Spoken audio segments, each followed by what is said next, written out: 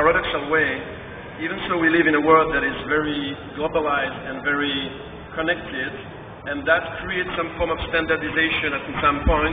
In the same time, it creates a need for hyper-individuality and hyper-differentiation. So I think there's different layers of standardization and hyper-differentiation. And I think all the blogging culture is exactly into this strong, I think blog goes much farther than just a summer trend, because it really participates to this cultural, not revolution, but strong evolution of people who need to define themselves more than ever in a unique way. And I will explain a few other things and then come back. It's a bit of a mess explanation, but maybe you will understand. So just to go back to maybe a pre-internet era. So I don't know if some people were born here before the internet, but it's possible. So in fashion, let's say, if you would try to explain how the industry and how it would work, it was basically you would have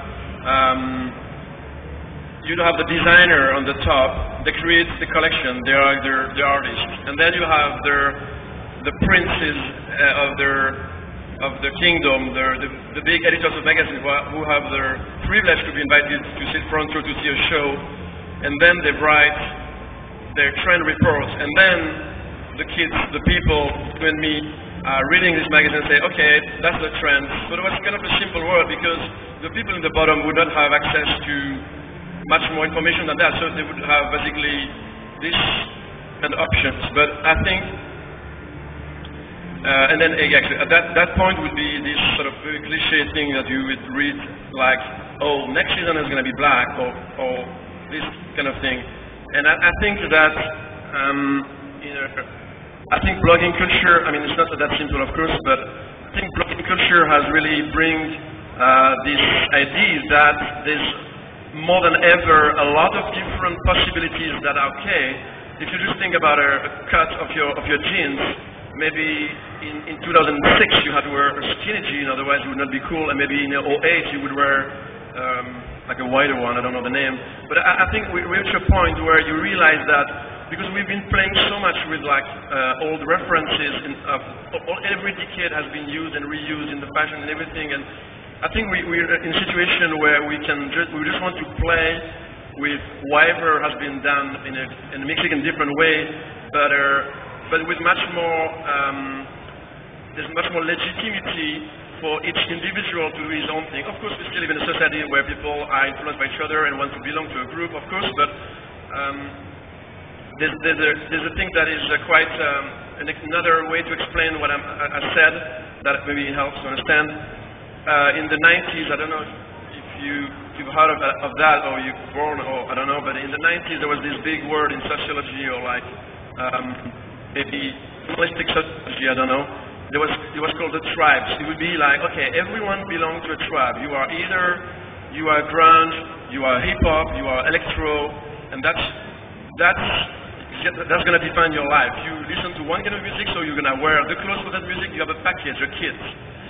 And life was simple. People were buying CDs and they were happy. They didn't have internet yet, but they were very happy. And then with the internet and their, I would say, iPod I don't say the iPod has transformed the world. I just say it's more like an indicator.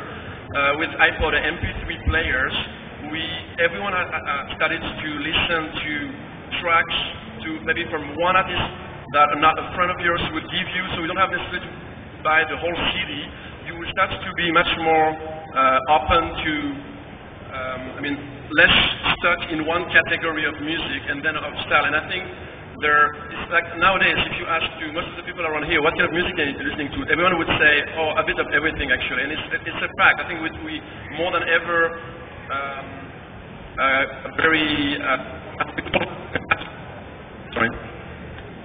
we all have this much broader spectrum of expectation and desires, aesthetical desires, and I think music is one aspect, but fashion is the same thing.